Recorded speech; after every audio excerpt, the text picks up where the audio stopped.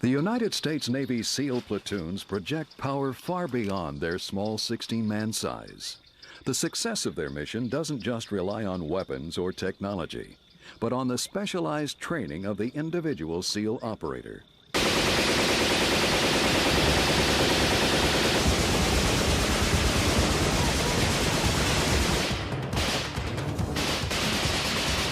They come from all walks of life, from all across the American landscape.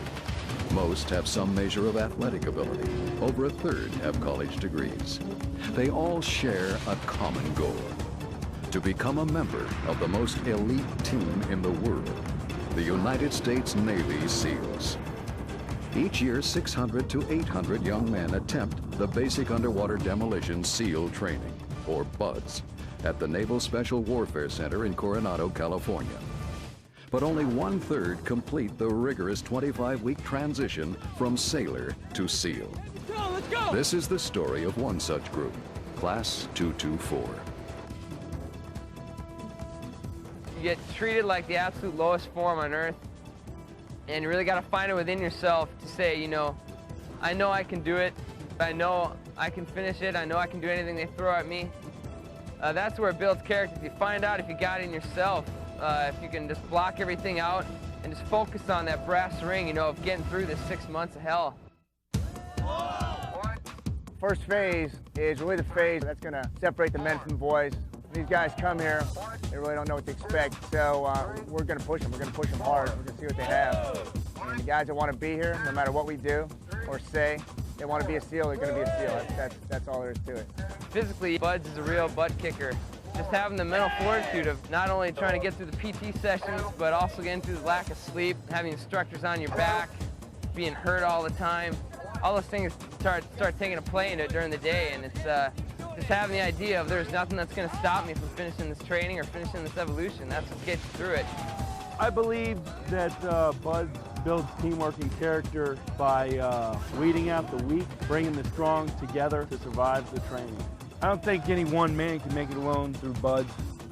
You're gonna stay in this position until you guys lock it out. Give up! I'll just stay here all day. I'd say the obstacle course is never below my expectations. It's some of the best training you can get. Because you gotta think on your feet, you gotta act, you gotta move, you gotta be fast, you gotta be safe. You can really hurt yourself. Who got logs? Friction in first phase is pretty high. Just like I say, it's a really fast-paced phase, and these guys are constantly moving and grooving every second of every day, except for when they're eating. So the guys, when they hear about SEAL training, they're like, well, all you have to do is run, all you have to do is an O course, things like that. Not really that big a deal. But once you start putting everything together, and the days are endless, that's when guys decide that this really isn't for me. I don't want to be wet, I don't want to be cold. This pace right here is not for me. But that's what's going to happen when they leave here, they go to SEAL team. The pace is just like that, it never ends. It's just about everything at BUDS is a timed evolution or it's a race. It builds camaraderie with the guys. They take their boats and they'll race out through the surf zone. Sometimes the boats will flip over on them because the surf gets so big. It's quite an experience to be paddling a rubber boat and facing this 8-foot wall of water coming at you. It's just going to destroy you and send you tumbling around. And there's almost like a washing machine effect in the water. What we're looking for from a recruit, number one, he has to have the physical skills to complete the training. Two, he has to have the mental aptitude, because we're not just a bunch of knuckle draggers. You have to have some mental skills as well. 42-10. We don't look for any kind of personality. There's all sorts of different kind of personalities in the teams. But we're looking for a guy that's willing to sacrifice and can work well with others in a teamwork environment. I think the evolutions that cause most problems are the water evolutions. Some of these kids are from Wyoming, different places where they haven't even seen the water, or at least the surf zone. They're not really too comfortable in the water. And you're doing drown proofing where your hands are tied behind your back, your feet are tied up. They don't like that. Drown proofing, I think it's more of a mental thing than a physical evolution. It's all about trying to stay calm and being comfortable in the water. Half of our class failed it the first time they went through, and I think it's just because they have a mental block of the idea of not having control. You just gotta, have confidence in yourself and saying, I've done this before, I can float on the water. 3,000 guys have done it before I have, why can't I do it? It's a mental thing. Hell Week, the most dreaded week of BUDS. It's the ultimate test of one's physical and mental motivation. A round-the-clock regimen of intensive physical training and harassment with as little as 4 hours of sleep during the entire week. Let's go, get your butt up here. All the way up on the rocks. Get all the way up. Hell Week is 5.5 days long. The class is divided into boat crews. Teamwork is a key issue during Hell Week. They're up for 5 days doing various evolutions that stress teamwork. Cold, wet conditions again come into factor. And this is an indicator of what kind of a man is going to come out the other end. You'll never be challenged anywhere the way that you're challenged in Hell Week. I mean, it'll test your soul to the very core of your being. You'll know exactly what your limitations are and what you're capable of doing when you get done with Hell Week. And then not being able to sleep and just, falling asleep standing up. Are you sleeping? Yes. During Hell Week, I found I could fall asleep while I was underneath the boat while running. It was just a week of intense emotion and pain and cold and misery. And sometimes you thought it couldn't get any worse, but it did. Guys who went away, the only thing I can say about them is that they just decided it wasn't going to be part of their life. You have to want it, because if you don't, or you're not sure, and you just come to try to find out, you won't be around. Into the water. Second phase is the dive phase portion of BUDS. It also builds teamwork, but it starts to incorporate a much greater learning process for the guys going through. The majority of the evolutions that cause the students the most problem is the water work. If a guy isn't comfortable in the water, then he's not really cut out to be a frogman.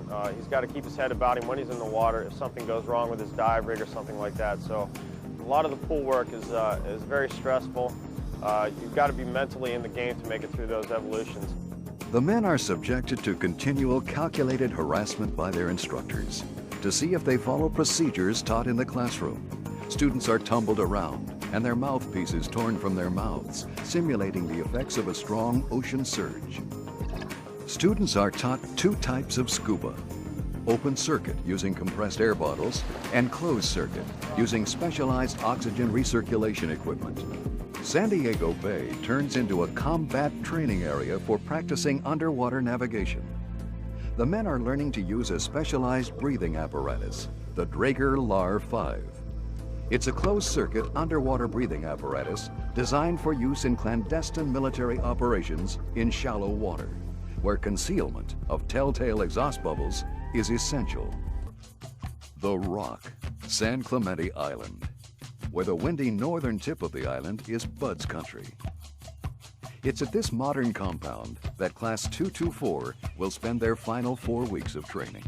Out here, it's the ideal training ground for them. We have weapons ranges, demo ranges, and a lot of good terrain for them to patrol in. On the windswept mesa overlooking the camp is the rifle range. It's here that the men will spend day after day of basic weapons training and maneuvering drills. A lot of guys come here who've never shot a rifle before, so they have to start out at a really basic level, just target shooting. Third phase is designed to finally teach these guys how to be SEALs. And we have to start off with basic rifle drills. And everything in third phase is a gradual progression. 2, 2, 4! Hallelujah! 2, 2, 4! You're so broken down from the first 5 months of BUDS. It doesn't matter what they do to try to build you up. Nothing works. You just hurt. You just go on. When you guys get out into teams, you're going to be asked to do things that you think is impossible. But here we're proving it to you that maybe it's not so impossible with a little bit of planning and preparation. Yeah? Yeah! I think by far the toughest part is the daily grind. I don't think any individual day or any individual evolution is that hard. You know, it's maybe a 14-mile run or a 5-mile swim, but in a couple hours it's over. It's just the day-to-day grind. And they say it gets easier after Hell Week. But I think the easiest part of Buds is Hell Week and prior. Because at post-Hell Week, a lot more is expected of you, and you just go day to day. You have so much they have to teach you. I think the toughest part of the whole thing is just staying motivated for 6 months. 6 months is a long time to do this every day, day in and day out, and it doesn't get any easier. During Tactics Week on San Clemente Island, we teach them a lot of different classes: reconnaissance patrol over the beach, prisoner handling, raids, ambush. Get out on the ground! Front clear! Right clear! Take your time. I have security. Cross your legs! Put your hand behind your back. Look to the right. It's all part of learning the tactics, tools that we use, tools that we need as SEALs to do our job. They're right now doing it in the daytime. We never do any kind of operation in the daytime in the SEAL teams, but they've got to learn it. So we need to be able to watch them and see what they're doing and making sure that they're doing it right. Out on this beach out here, we're gonna be doing an obstacle load. We got a bunch of obstacles underneath the water out there at about 10, 12 feet. We're gonna be swimming out satchel charges filled with C4 explosives. We're gonna be setting them down, mounting them on the obstacle themselves. This is, of course, to simulate blowing them up for an invasion force coming in that, they might tear out the bottom of a landing craft. This is what, like, the original UDTs, their main purpose, their main job besides reconnaissance. Each one of these blocks is 1 1/4 pounds of C4, and this yellow stuff you see coming out the front here, at the top of it, this deck cord. This is what we use to tie into the trunk line, which is going to be run to each one of the obstacles that are out in the water behind me. We tie in with a right angle knot into the trunk line, so that when they detonate it from the shore up here, it all goes off at once. I think the biggest thing about it is for us, for all of us here, it's our last great evolution of Buds.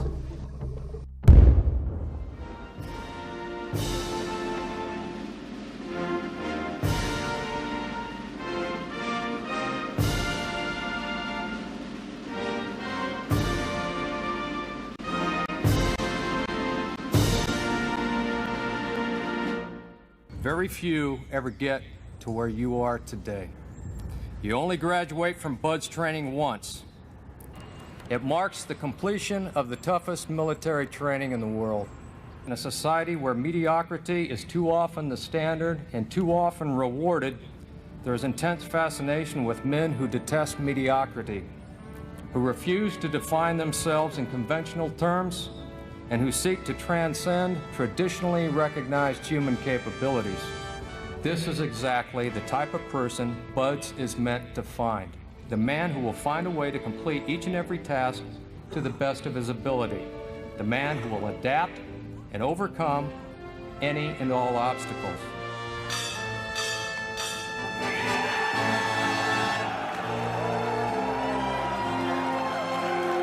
I feel good. It's like a huge weight lifted off his shoulders. I mean, obviously everybody says, this is the first step, still a lot to come and stuff, but this is a big step, so. I feel on top of the world today. It's been 6 months of arduous training, and it's just, I can't even describe how I feel. There's some points of training where you feel like you can't make it through one more day, but you press on hour to hour, minute to minute, and eventually you get to this point. The person who wants to be here and ends up becoming a SEAL is the person who wants it deep down inside. And if he doubts it at all, then he just doesn't belong.